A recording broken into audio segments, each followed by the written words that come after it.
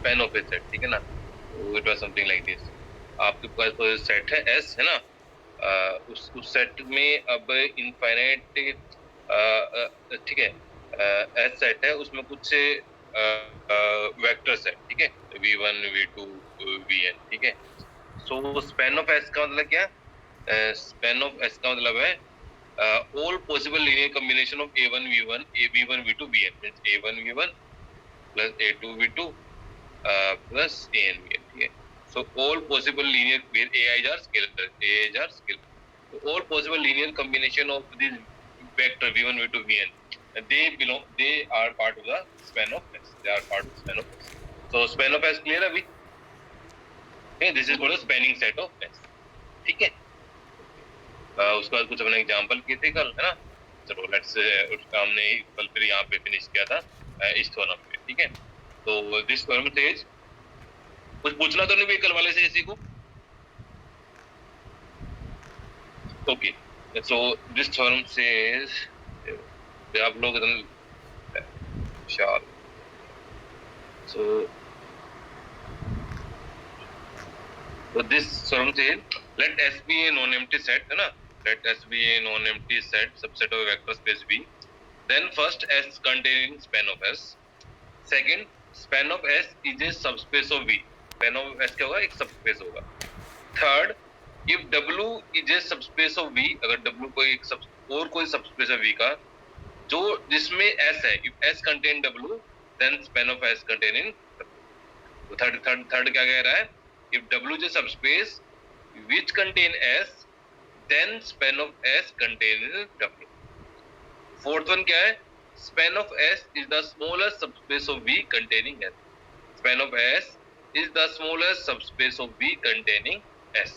Means आपको ये तो पता है S containing span of S ना, ये पता है पहले फर्स्ट पार्ट से that S containing span of S. ये थ्योरम कहती है कि span of S is the smallest subspace that contains S. The fourth part क्या कहता है? Span of S is the smallest subspace that contains S. मतलब अगर कोई W होगा ना, कोई मान लो कि इसका मतलब है, फोर्थ पार्ट का मतलब है, दोबारा बता देता हूँ मैं। इसका मतलब है आपको ये तो पता है S containing span of S, ठीक है। Okay, and span of S is a subspace, ये सेकंड पार्ट कह रहा है।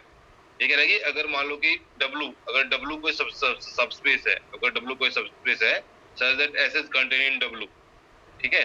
कोई W कोई और दूसरा सबस्पेस है such that S contains W, then this will imply span of S is contained in W. Why? Because span of S is the smallest subspace which contain in W, which contains S. तो अगर कोई दूसरा subspace है W जो S को contain करेगा, तो span of S W के अंदर होगा, क्योंकि span of S सबसे छोटा है ऐसा सबस्पेस, ठीक है। फोर्थ पार्ट का ये मतलब है। स्टेटमेंट समझ में आ गई भी चारों पार्ट की? स्टेटमेंट क्लियर है?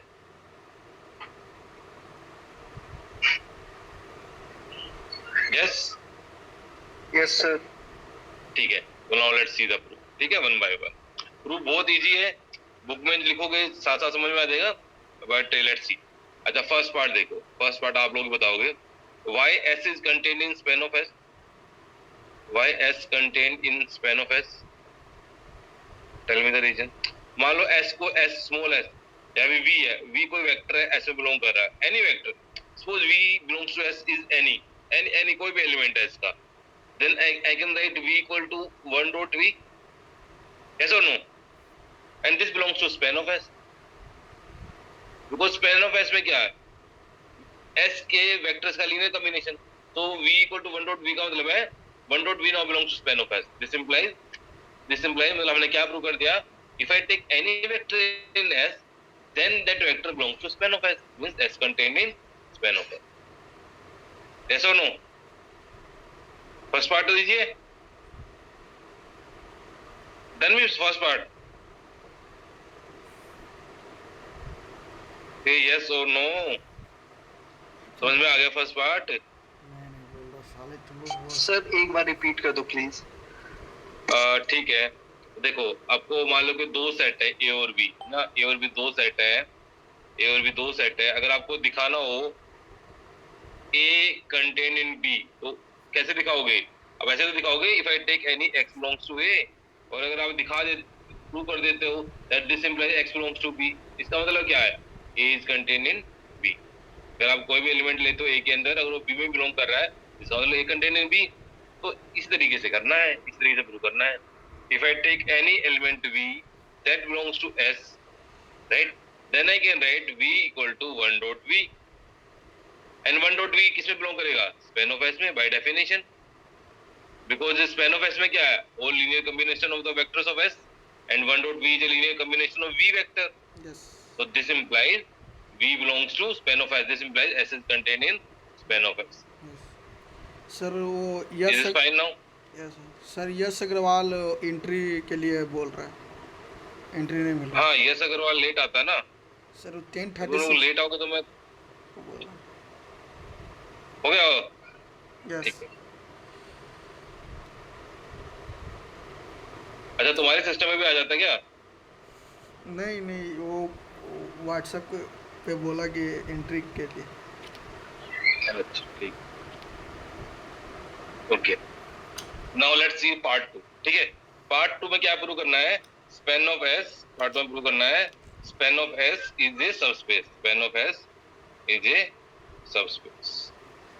ठीक है, प्रूव करो span of S is a subspace. कैसे प्रूव करोगे?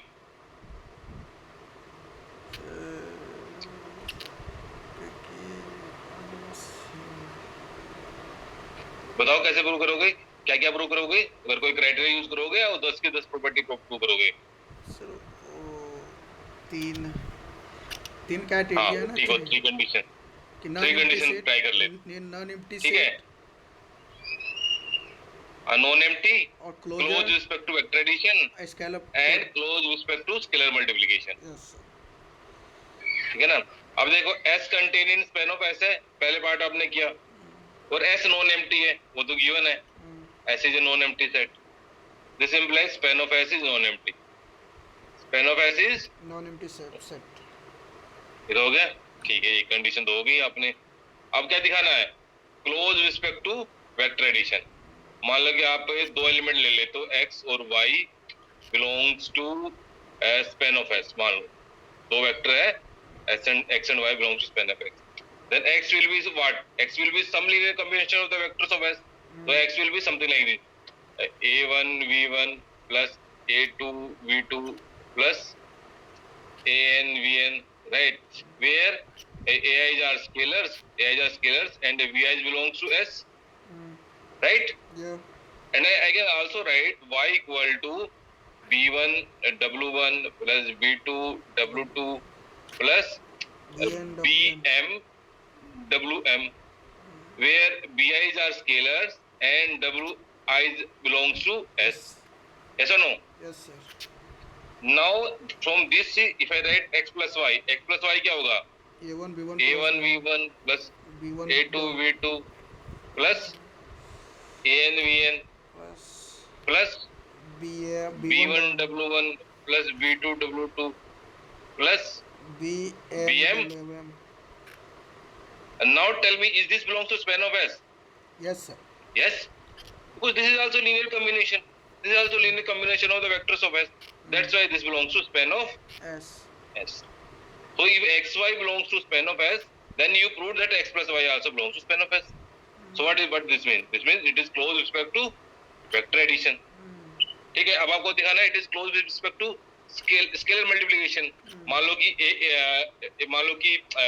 क्या r, मान लो r कोई भी scalar, r is any scalar और r belong to real number, then r dot x क्या होगा? r dot x is nothing but r a1 v1 plus r a2 v2 plus r an vn. What is this? This is also scalar. This is also a क्या बोलते हो? This is also linear combination of the vectors of S. Yes or no? Yes sir. If a1, a2, an are scalars, then r into a1 is also scalar. R into a2 is also scalar. R into an is also scalar, a real number. So this also belongs to span of. Yes. So what does you prove? You prove that span of S is non-empty. You prove that S is close with respect to vector addition. You prove that X is close with respect to scalar multiplication. So what does this mean? This means that span of S is a vector space. ठीक है, yes. Second part हो गया, बाकी बच्चे भी ठीक है। इसके second part span of S is vector space हो गया ना प्रूव, ठीक है, good. Let's prove the third part, ठीक है। देखो बुक में भी प्रूफ दिया कुछ, ठीक है, वो पढ़ लेना, ऑलमोस्ट सेम है। हो सकता है उन्होंने ऐसे ना लिख के, देखो यही लिखा है ना जैसे मैंने किया वैसे लिखा हुआ ऑलमोस्ट, तो फर्क नहीं पड़ेगा उसको, आपको अपने समझ के लिखना है, ठीक है। जरूरी नहीं है आपको प्रूफ में हमेशा सेम लैंग्वेज यूज नहीं की जाती, ठीक है ना, पर वो सही होना चाहिए, right. Okay, now let's prove the third part. Third part क्या है, if W is a subspace of V with S containing W, then span of S containing W। क्या कह रहा है, if S containing W then span of S containing W। ये कैसे prove करोगे आप, how will you prove that one set containing another set? You will take some element in span of S, let X belongs to span of S। W span of, what does this mean? This means X equal to some linear combination of the vectors of S, X equal to A1 V1 plus A2 V2 plus AN with Vn, where AI's are scalars and each VI belongs to span of S, but S containing W। This implies VI belongs to W। W। और W क्या है, W is a subspace, W तो subspace है, given है, W is a subspace। What does this mean? अगर W subspace है तो A1 into V1 उसमें होगा या नहीं होगा W के अंदर, yes होगा। W subspace है तो क्लोज है respect to vector scalar multiplication, A2 into V2 भी होगा W के अंदर, AN into VN भी होगा, और इनका एडिशन भी होगा, वेक्टर एडिशन, ये वो भी होगा W के अंदर। What does this imply? This implies X belongs to W, yes or no? Yes। What does this imply? You started with X belongs to span of S, you proved that X belongs to W, this means span of S is contained in span of S contained in W। W। हो गया, ये prove करना था third part में, बस ये तो prove करना था। तो W is a subspace such that S contained in W, then span of S contained in W, ठीक है। W is a non-empty set। Yes sir। क्या कह रहे हो, नहीं, मैंने बोला कि W is a non-empty set। Of course W subspace है तो नॉन एम्प्टी सेट तो हो गई, Yeah। W is सबस्पेस ना, Yeah। ठीक है। Now let's prove the fourth part. I think fourth part is obvious. Fourth part is already proved. Fourth part comes from last three parts. Span of S is the smallest subspace of V containing W, तो containing S। देखो अपने ऊपर क्या prove किया, अभी just आपने ऊपर क्या प्रूव किया, पहले तो आपने देखो फोर्थ पार्ट क्या बोल रहा है, फोर्थ पार्ट बोल रहा है span of S is the smallest subspace of V containing S। तो span of S एक सबस्पेस है, वो तो आप पहले ही प्रूव कर चुके हो, है ना, सेकंड पार्ट में span of S सबस्पेस, और ये भी प्रूव कर चुके हो S is contained in span of S, ये भी प्रूव कर चुके हो फर्स्ट पार्ट में। अब वो क्या प्रूव करना रह गया, सिर्फ प्रूव करना है स्मॉलेस्ट, तो वो भी आप कर चुके हो। स्मॉलेस्ट कैसे प्रूव करोगे, late W be any other subspace, W be any other subspace such that S is contained in W, then third part क्या बोलता है आपको, third part implies span of S is contained in W। What does this mean? This means span of S is the smallest subspace that contains W, है ना, span of S is the smallest subspace that contains W, तो S तो उसमें belong कर ही रहा है, ऐसा no true और नॉट। आपने लिया भी W कोई भी सबस्पेस है जो S को बिलोंग कर रहा है, आपने दिखा दिया कि स्पैन ऑफ S जो है ना वो W के अंदर है, स्पैन ऑफ S जो है वो W से भी छोटा है, तो means span of S is the smallest one, is the smallest subspace which contains S। Logic clear भी आप लोगों को सबको, मैंने जस्ट प्रूव किया अगर W कोई और दूसरा सबस्पेस है जो S को कंटेन कर रहा है, then span of S contain in W by part 3। इसका मतलब क्या हुआ, इसका मतलब हुआ स्पैन ऑफ S सबसे छोटा सबस्पेस है जो S को कंटेन करेगा, ठीक है। तो बेसिकली फर्स्ट थ्री पार्ट में अभी फोर्थ ऑलरेडी प्रूव कर चुके हो, first 3 part already implies part 4, है ना? ऐसा नो? Yes. ठीक है, तो लेट्स सी फॉर एग्जांपल, है ना? ठीक है, ओके, वही चीज लिखी है अभी, प्लीज पढ़ लेना। और लैंग्वेज अलग हो सकते हैं बुक में, बट अगर आप कुछ चीजों को समझ के लिखोगे, अपनी लैंग्वेज लिखोगे, कोई प्रॉब्लम नहीं, ठीक है? Okay, now let's C example number this here. ये उसकी पिक्चोरियल रिप्रेजेंटेशन है ना? ये जो अभी प्रूव किया ना मैंने, उसकी पिक्चोरियल रिप्रेजेंटेशन है। मींस अगर S को इस S अगर W S में बिलोंग करेगा तो स्पैन ऑफ S जो होगा वो छोटा होगा। स्पैन ऑफ S क्या होगा? वो W के अंदर बिलोंग करेगा, ठीक है? स्पैन ऑफ S क्या होगा? ये वाली कंडीशन कभी नहीं हो सकती, हमेशा ये वाली कंडीशन होगी। ये वाली कंडीशन नहीं होगी कि स्पैन ऑफ S, देखो इस केस में span of S is not contain in W, ऐसा नहीं होगा, ठीक है? अगर S W के अंदर है तो स्पैन ऑफ S हमेशा W के अंदर होगा, अगर W कोई सबस्पेस है तो। ये वाला केस नहीं हो सकता कि S वैसे तो W के अंदर है but span of S W के अंदर नहीं है, ये पॉसिबल नहीं है। तो दिस इज नॉट पॉसिबल, हमेशा ये वाला केस होगा, ठीक है? पिक्चोरियल, ठीक है? Now let's C example number 8। आपको स्क्रीन अच्छे से दिखाई देती है ना वैसे आप लोगों को? Yes sir. Yes. तो स्क्रीन अच्छे से दिखाई देती है ना? Yeah. ठीक है,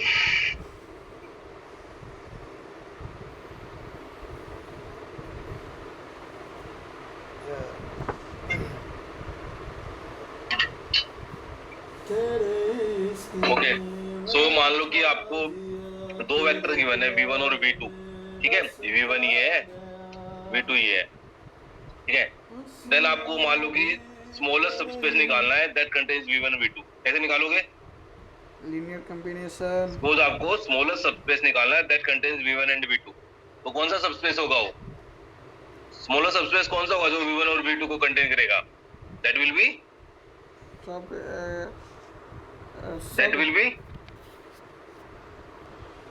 जल्दी बताओ, अभी तो पढ़ा है।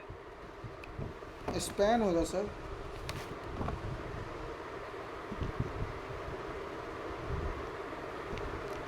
क्या सो गए क्या सबके सब? कौन सा होगा भाई स्मॉलेस्ट सबस्पेस तो v1 और v2 को कंटेन करेगा?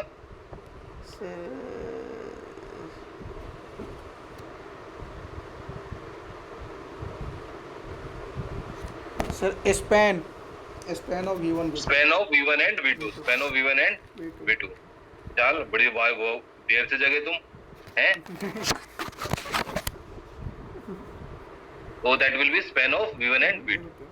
The span of v1 v2, span of v1 v2 में क्या होगा? Linear combination of v1 and v2।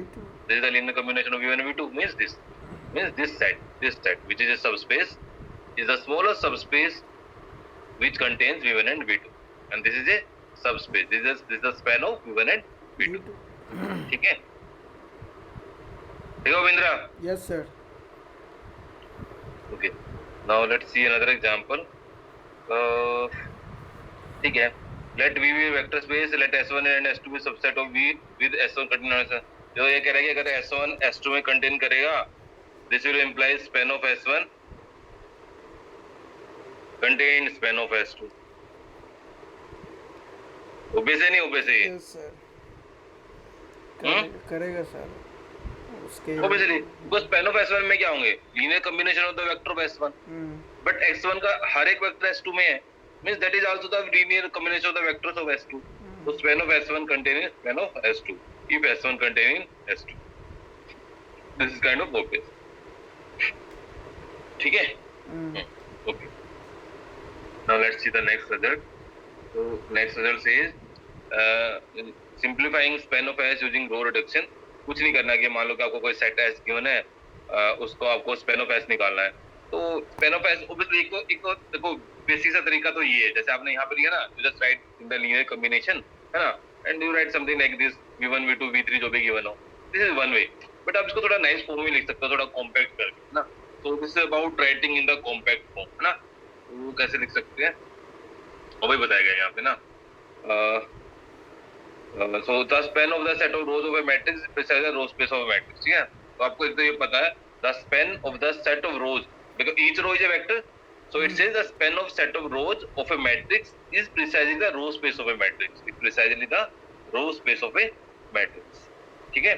तो कोई मैट्रिक्स गिवन है, आपको कोई मैट्रिक्स गिवन है, ठीक है, मैट्रिक्स गिवन है, इसकी रो 1 है, रो 2 है, रो 3 है। तो मान लो कि आप ये रो 1 को V1 मान लो, रो 2 को V2 मान लो, रो 3 को V3 मान लो। तो अब इनका स्पेन आप निकालोगे ना, V1 V2 V3 का span, that is same as the row space of a matrix.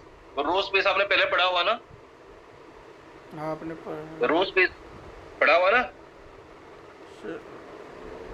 Yes और नो? हाँ सर। हाँ, जो रो स्पेस था आई थिंक हमने वो पढ़ा होगा, रो स्पेस पढ़ा नहीं पढ़ा पहले? रो रैंक तो पढ़ा था ना, वेक्टर स्पेस पढ़ा था हमने, वेक्टर स्पेस पढ़ा, रो स्पेस नहीं पढ़ा उसमें नो सर। रो स्पेस नहीं था, रो स्पेस हमने कहाँ पढ़ा? अच्छा चलो ठीक, नहीं था तो take this as a definition, take this as a definition अगर पहले नहीं पढ़ा, ठीक है। So the span of the rows is called the row space of a matrix, ठीक है। So this is a definition now, ठीक है। अब आपको ना इसको सिंपलीफाई करने का तरीका बताया, जैसे मैंने बताया ना आपको, method of simplifying span of S using row reduction, simplified span method. अब basically this is about finding out span of S where S is some vector. S में क्या कुछ वेक्टर्स है, स्पेन ऑफ एस निकालना है in some compact form of in a nice form, ठीक है। पहले पढ़ लो मेथड, फिर मैं आपको बताता हूँ। देखो ये मेथड में क्या करना है, वही कुछ नहीं करना, वही गॉस जॉर्डन लगाना है, गॉस जॉर्डन है गॉस एलिमिनेशन, ठीक है। तो उससे क्या होगा ना कि आपके हो सकता है कि 4 रोज गिवन हो, पर 4 रोज की बजाय आपको 2 ही से काम चल जाए। हो सकता है कि बाकी एक रो दूसरे वाले रो पे डिपेंडेंट हो, मतलब कि लेट्स सी, ठीक है, वो डिपेंडेंट इंडिपेंडेंसी अभी आएगी आगे, बट अभी यहाँ पे क्या तो जो मेथड है वो पढ़ लेते हैं, ठीक है। बाद में वो चीजें क्लियर हो जाएंगी, ठीक है। ओके देखो, suppose that S is a finite set of Rn containing k vectors with k greater than equal to 2, ठीक है। फॉर्म है k क्रॉस n मैट्रिक्स। तो आपके पास क्या गिवन है, k number of vectors given है ना, 1 2 3 अप टू k गिवन है। ईच का साइज n है, ईच का साइज क्या n है, ठीक है, n डायमेंशनल वेक्टर है ईच, ठीक है। तो इससे आप क्या करो, एक k क्रॉस n मैट्रिक्स बना लो, ठीक है, k क्रॉस n मैट्रिक्स बना लो using the vectors of s as the rows of a, ठीक है। एंड रिड्यूस चेंज C, जो मैट्रिक्स है ना, इसको मान लो आपने C नाम दे दिया, इस मैट्रिक्स को C नाम दे दिया। Now convert this C matrix into the reduce row equivalent form. Reduce row equivalent form किस में करते थे हम, गॉस जॉर्डन मेथड में, ठीक है। रिड्यूस रो इक्विवेलेंट फॉर्म में क्या करते थे हम, पिवट एलिमेंट के ऊपर और नीचे हम सबको जीरो बनाते थे, remember? Yes sir. Then is simplified form, simplified form बोला इसने, सिंप्लीफाइड मतलब थोड़ा नाइस सी फॉर्म, थोड़ा कॉम्पैक्ट सी फॉर्म, ठीक है। Then a simplified form for span of S is given by the set of all linear combination of the non-zero rows of। हो सकता है, देखो क्या हो सकता है, आपने मैट्रिक्स बनाई n k क्रॉस n की k रोज थी, हो सकता है कि जब आपने इसको रो रिड्यूस किया ना तो दो रो जीरो बन जाए, पॉसिबल है ना रो रिड्यूस में कि लास्ट के 2 रो जीरो बन जाए। तो आपके पास कितने रोज आ जाएगी, k-2 रोज आ जाएगी। तो ये जो k-2 रोज का जो लीनियर कॉम्बिनेशन होगा that will B same as span of this k vector. You understand क्या बताने की कोशिश की इसमें? वैसे तो आपके पास k वेक्टर्स थे, आपको k वेक्टर्स का स्पेन निकालना था, स्पेन ऑफ s निकालना था, बट हो सकता है कि आपने जब ये मैट्रिक्स बनाई C k cross n order की और आपने गॉस जॉर्डन मेथड लगाया रो रिड्यूस इक्विवेलेंट फॉर्म में कन्वर्ट करने के लिए, तो हो सकता है कि आपके कुछ रोज जो लास्ट कुछ रोज तो जीरो बन जाए, मान लो कि 2 रोज जीरो बन गई।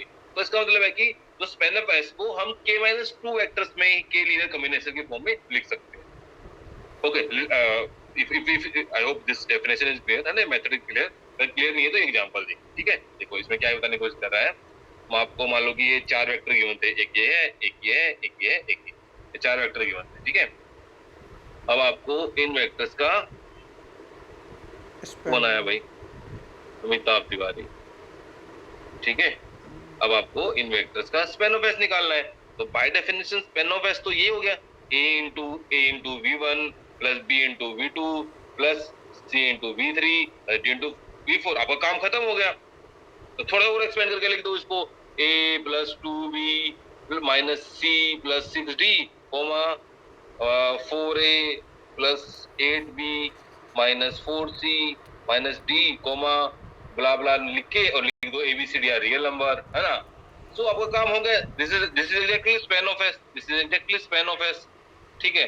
बट अगर आप इस स्पेन ऑफ s को थोड़ा नाइस फॉर्म में लिखना चाहते हो, है ना, तो क्या कर सकते हो सकता मैं आपको थोड़ी देर पहले बताया, हो सकता है कुछ वेक्टर रिडंडेंट हो, मतलब एक वेक्टर दूसरे वेक्टर के का पे डिपेंड करता हो, वो डिपेंडेंसी इंडिपेंडेंसी भी आएंगी, थोड़ा एडवांस हो गया ना, पहले बता रहा हूँ मैं, पर स्टिल क्या कर सकते हो आप। देखो अगर मैं पिछले जो मैट्रिक्स अभी एक्सप्लेन किया, भाई मेरे पास मैट्रिक्स ए बनाई मैंने, मैट्रिक्स उसने वहां पर सी नाम दे रहा था, इसको सी नाम दे रहा था ना, नहीं ए मैट्रिक्स दिया, ठीक है, this is my A matrix. इसमें क्या है, ये पहला वेक्टर है, फर्स्ट रो सेकंड वेक्टर है, थर्ड रो थर्ड वेक्टर है, फोर्थ रो फोर्थ वेक्टर है। इस पे अब मैंने रो रिड्यूस इक्विवेलेंट फॉर्म लगा दी, और मान लो कि रो रिड्यूस इक्विवेलेंट फॉर्म से ये मैट्रिक्स बनी, तो लास्ट की दो रोज आपको पता है जीरो हो गई, तो इसका मतलब क्या है, the span of the given vector, span of the given vector, ठीक है, वो that will be equal to the span of non zero entry, जो रोज है ना उनका स्पेन, नॉन जीरो रोज का स्पेन। तो Spain of the four vector, span of v1 v2 v3 and v4 जो ओरिजिनली गिवन है चार वेक्टर, उनका स्पेन क्या होगा, that will be equal to span of this non zero vector, और what is the span of non zero vector, a into first row 1 4 0 minus 3 plus b into second row 0 0 1 2, so that is equal to this. So span of s is a 4a b minus 3a plus 2b where a and b are real number. तो दो जो यहाँ पे अजीब सा set आया था ना, ये इसको थोड़ा सा आपने नाइस फॉर्म में लिख दिया, एंड ब्लू में both the sets are same, तो यहाँ से वेक्टर जनरेट होंगे, वही वेक्टर यहाँ से जनरेट। सर अगर एग्ज़ाम में क्वेश्चन आता है तो फर्स्ट जो स्टेप है उस तरह से अगर स्पैन निकालते हैं तो गलत होगा क्या, जिसमें ABCDDL नंबर नहीं, अगर उससे बोलता है स्पेन ऑफ एस निकालो, तो यहाँ तक निकल के छोड़ दोगे तो ठीक है, ठीक लेकिन है। वो बोलता है कि फाइंड आउट, अगर वो थोड़ा एक्सटेंड करके बोलता है ना, कुछ चेंज करके एग्जैक्टली बोलता है कि apply row reduce equivalent form है ना टू फाइंड आउट स्पेन, अगर वो बोलता है कि apply row reduce equivalent form to find out span, तो फिर आपको ये निकल लगाना, ओके सर। ठीक है। तो नेक्स्ट एग्जांपल क्या कहता है, notice the in example 9 the vector this is in span of s equal to however the vector this is not in span of because the following system has no solution।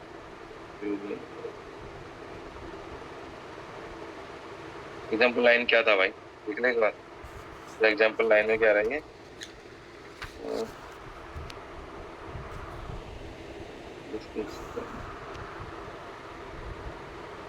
अच्छा ये कुछ नहीं कह रहा, ये कह रहा है कि you can see that this vector is in span of s, why this vector is span of s, because अगर मैं इससे दोनों कंपेयर करूं तो a मेरा 3 आ गया ना, यहाँ से a 3 आ गया पहला वैल्यू है ना, और b मेरा आ गया -2, ये आ गया -2, और अगर मैं अब 4a निकालता हूँ 4a आ गया 12, ठीक है, और अगर मैं -3a + 2b निकालता हूँ तो -3a is -9 और 2b is 4, 2b is 4 minus करके ना, माइनस है तो -13, तो यू कैन सी दैट, थोड़ा गिचपिच हो गया इसको मैं डिलीट कर देता हूँ ना।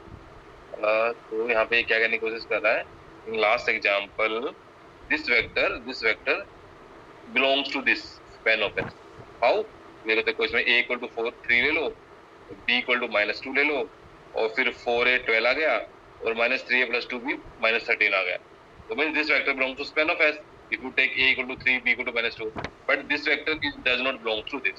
इससे भी कैसे निकाल सकते हो आप, अगर मान लो कि ये this vector belongs to span of s, इसका मतलब क्या है, a -2 है, और b क्या है, b 4 है, a -2 है, b 4 है, बट 4a तो अगर a -2 है तो 4a = -8, ये भी ठीक है, बट -3a + 2b क्या होगा, -3a + 2b -6 + 8 which is equal to 2, that is not equal to 6, ठीक है, so that's why this vector does not belong to span of s, so this vector belongs to span of s but this vector does not belong to span of s in last example।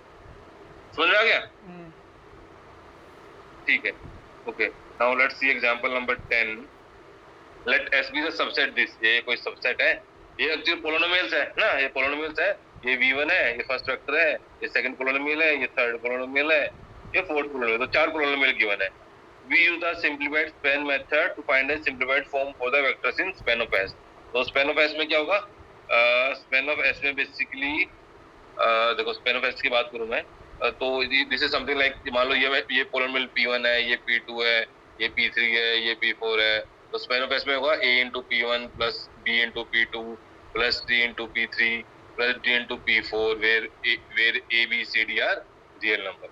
This is one way to find out span set है ना, but ये कह रहा है कि simplified span method निकालना, simplified span method मतलब ये वाला मेथड है ना, ये वाला मेथड लगाना है, तो इसके लिए क्या करूं, फिर ये क्या बोला कि पहले जो ये पोलिनोमियल गिवन है ना उनका वेक्टर बना लो, तो each polynomial is a vector. देखो मैं इसको ना 5 फर्स्ट पॉलिनोमियल ना 5 to 5 x cube plus 2x के 5x क्यूब प्लस 2x के प्लस 4x में, इसको मैं एक वेक्टर फॉर्म में लिख सकता हूँ। कैसे? ऐसे लिख सकता हूँ 5 2 4 माइनस 3। और अगर नेक्स्ट वाले को ऐसे लिखता हूँ 0 माइनस 1 3 माइनस 7। नेक्स्ट को ऐसे लिख सकता हूँ 2 4 माइनस 8 माइनस 5। और लास्ट वाले को लिख सकता हूँ 1 0 2 5। ठीक है, इसके जो ये वाला कंपोनेंट है, this is corresponding to x cube, this is corresponding to x के, this is corresponding to x and this is corresponding to constant term. अगर मान लो कि ये पॉलिनोमियल डिग्री 4 की होती तो वेक्टर की लेंथ क्या हो जाती? 4, फिर 5 हो जाती। यस डिग्री 3 की पॉलिनोमियल है तो वेक्टर की लेंथ क्या है? 3 4 इंक्लूडिंग द कांस्टेंट टर्म, है ना? यस तो अगर मैं इन गिवन पॉलिनोमियल को वेक्टर फॉर्म में लिखूं तो मेरे पास ये मैट्रिक्स बनेगी और फिर मैं इस मैट्रिक्स पे वही रिड्यूस रो इक्विवेलेंट फॉर्म लगा दूं तो ये लास्ट की रो 0 बन गई। तो इसको हटा दो तो इसका लीनियर स्पैन ऑफ एस क्या होगा? स्पैन ऑफ एस क्या होगा? a into first polynomial plus b into second polynomial plus c into third polynomial और third vector third row a into first row b into second row c into third row. अब इसको आप ये आपने vector की form में लगा दिया। अब इसको आप पॉलिनोमियल में कन्वर्ट कर दो। तो अगर मैं 1020 की बात करूं तो this is same as x cube plus 2x। Yes और नो? यस सर ये x क्यूब के लिए था, ये x के लिए था, ये x क्यूब के लिए, ये x स्क्वायर के लिए, ये x के लिए, कांस्टेंट के लिए। ये किसके लिए इक्वल हो गया? b into x square minus 3 और ये किसके इक्वल हो गया? c into 1। तो span of S is actually this. ठीक है? Yes span of a empty set equal to 0। ठीक है बच्चों, span of a empty set is 0। ठीक है, ओके। तो take this as a definition, एक डेफिनेशन की तरह ले लो। ठीक है, span of a empty set is okay. Now let's move to next topic. The next topic is linear independence. ठीक है, लीनियर इंडिपेंडेंस। So,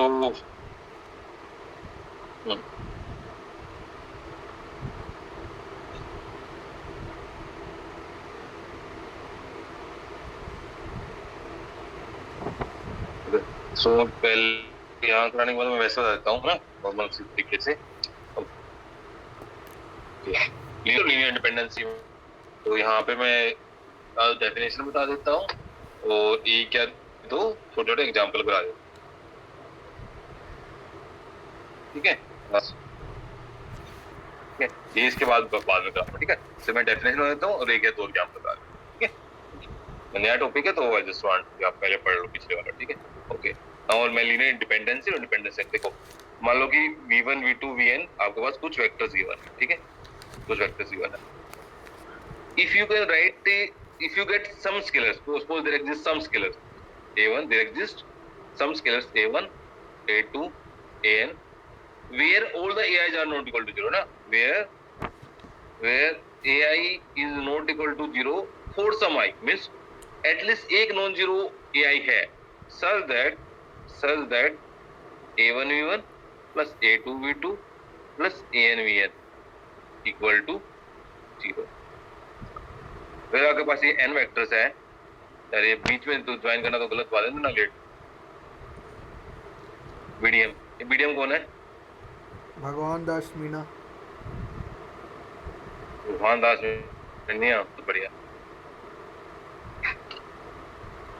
तो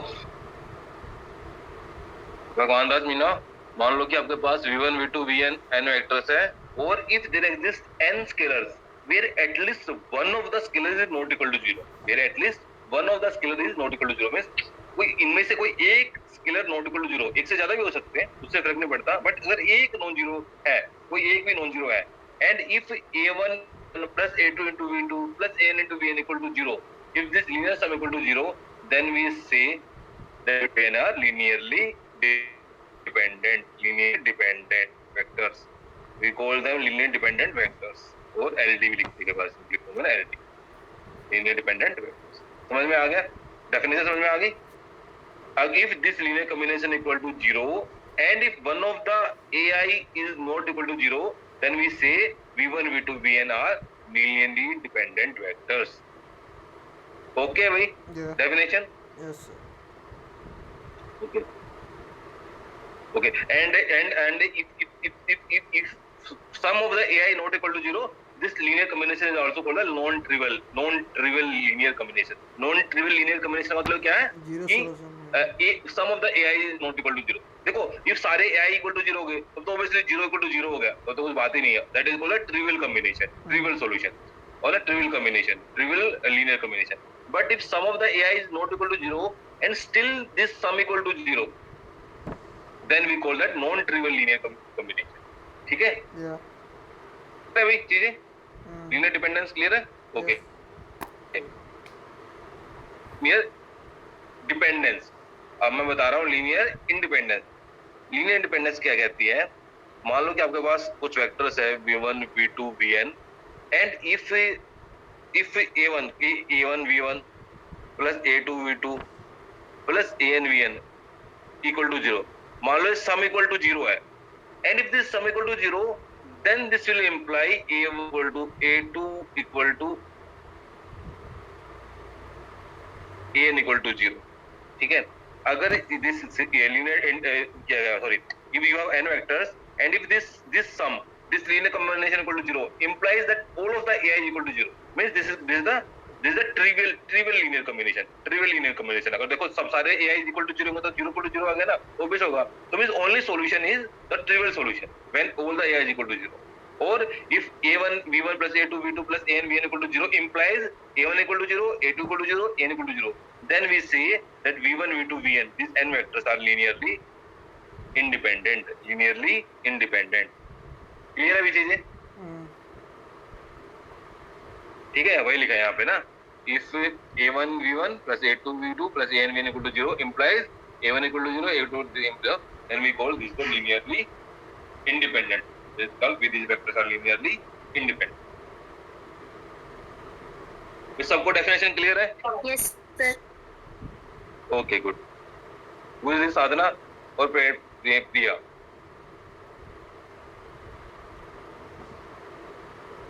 तो नहीं, चलो ठीक है. Okay. And now let's see this set of vectors. This set of vectors. So this table set of vectors. We can see that this. Let's just check कर लो. -2 plus 5 3 और -4 0 आ रहा है ये. -2 यहाँ से आया, 6 यहाँ से आया. -2 6 4 और -4 0 0. So this linear combination equal to 0. Just check it. 0 0. Now, so what does this mean? This means these vectors, these three vectors, or this set S is linearly dependent. Why? Because there is a non-zero scalar. There is at least one non-zero. यहाँ तो सारे scalars non-zero है. हमें तो सिर्फ एक non-zero scalar चाहिए था ना? Because all the scalars, these are the non-zero scalars. That's why these vectors are linearly dependent. ठीक है भाई? Yes. These vectors are linearly dependent. Okay. ठीक है. ठीक है. Now let's see another example. अगर मैं ये वाला सेट ले लेता हूँ IJK लेता हूँ, मान लो मेरे पास 3 वेक्टर IJK का आपको पता ना? Yes. I is 1 0 0 है ना? J 0 1 0. B is 0 1. Linearly dependent और independent? सर ये हो गया आपका Independent होंगे. Because मान लो कि if linearly independent कैसे प्रूव करोगे? You will take this linear combination equal to 0. And now if this linear combination equal to 0, what does this mean? What is this equal to? This linear combination, this is equal to ABC. Okay.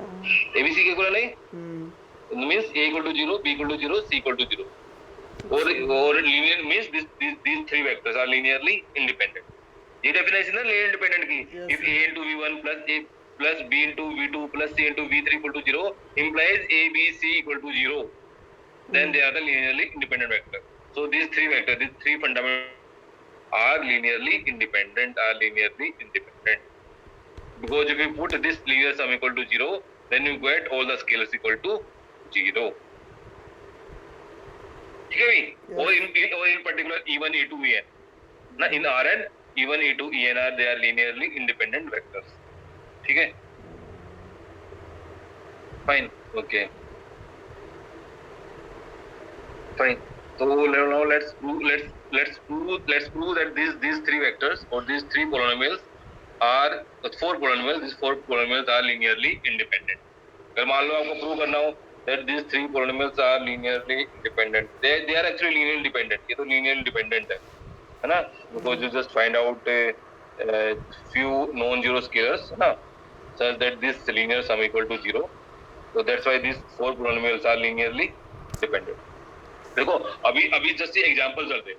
अभी आप लोगों को नहीं बताया जा रहा है कि ये स्केलर अगर लीनियर डिपेंडेंट है तो ये नॉन जीरो स्केलर कैसे आएंगे, वो लीनियर इंडिपेंडेंट है तो वो कैसे चेक करोगे, वो अच्छा सा तरीका है कुछ, बट यहाँ तो सिर्फ एग्जांपल से आपको बताया जा रहा है, चीज एक्सप्लेन की जा रही है कि in this particular example this four polynomials are linear dependent because for these non-zero scalars 2 minus 4 minus 1 2 this sum equal to 0, that's why these polynomials are linearly dependent. ठीक है, ठीक है, but this set of polynomials are linearly independent, but this S dash जो है ना, S dash के अंदर जो है they are linearly independent. Because मान लो कि आप लीनियर इनका लीनियर सम इक्वल टू 0 करते हो. देखो लीनियर इंडिपेंडेंट प्रूव करने का तो तरीका है लीनियर इंडिपेंडेंट. देखो लीनियर डिपेंडेंट के केस में आपको स्केलर निकालने पड़ेंगे नॉन जीरो स्केलर, लेकिन अगर लीनियरली इंडिपेंडेंट प्रूव करना है तो आपको कैसे प्रूव करना है, you just take that let this linear sum equal to 0 है ना, and you prove that this imply ABC equal to 0. अब देखो मान लो ये linear sum equal to 0, इसका मतलब क्या हुआ, this imply what this imply ax square और यहाँ से आएगा 2x square, तो यहाँ से आएगा a plus 2c x square, ठीक है, अच्छा plus 2bx plus a minus b plus a minus b equal to 0, यही आया ना. यस. इक्वल टू 0 वेक्टर, ये 0 का मतलब है 0 वेक्टर इक्वल टू 0 वेक्टर. यहाँ से क्या आया, अगर इक्वल टू 0 पॉलिनोमियल, एक्चुअली यहाँ पे वेक्टर है 0 इक्वल टू 0 पॉलिनोमियल. अगर मैं यहाँ से कोफिशिएंट को कंपेयर करूँ तो यहाँ से मेरे पास क्या आया, a plus 2c equal to 0, 2b equal to 0 and a minus b equal to 0. यहाँ से मेरे पास क्या है, b इक्वल टू 0 और b इक्वल टू 0 तो मेरा a भी 0 हो गया और मेरा a 0 b 0 है तो यहाँ से मेरा c भी 0 हो गया. So I got ABC equal to 0. So that's why these three polynomials are linearly independent.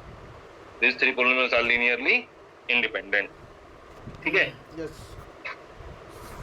ठीक है. With 1 and 2 element set. ठीक है? छोटा सा एग्जांपल है, जस्ट देख लो. अगर मान लो कि कोई एक सेट है जिसमें एक सिंगल एलिमेंट है, इधर इस सेट जिसमें सिंगल एलिमेंट है और अगर ये v नॉन जीरो है, then this set is linearly independent, है ना, this set is linearly independent. वही, क्योंकि मान लो कि v नॉन जीरो है और a dot v equal to 0 का मतलब क्या हुआ, a इक्वल टू 0 हुआ ना यहाँ तो.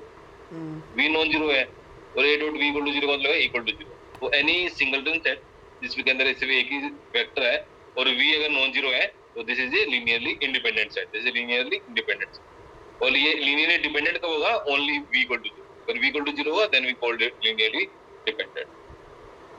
ठीक है, तो वही लिखा है. अगर लीनियर डिपेंडेंट कब होगा, जब v इक्वल टू 0 होगा, और लीनियर इंडिपेंडेंट कब होगा, जब v is not equal to 0 होगा. अगर सिंगलटन सेट है, सिंगलटन सेट की बात कर रहे हैं, 1 and 2.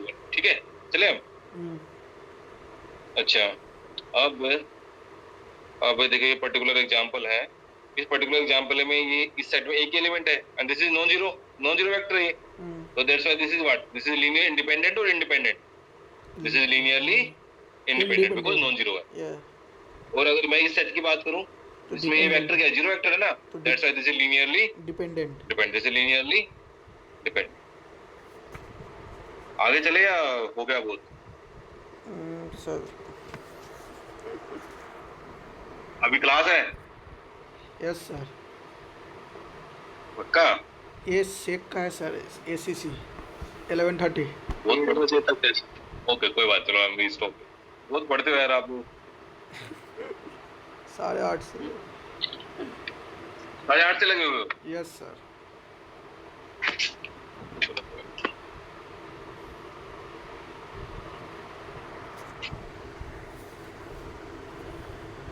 अटेंडेंस ले रहा हूँ.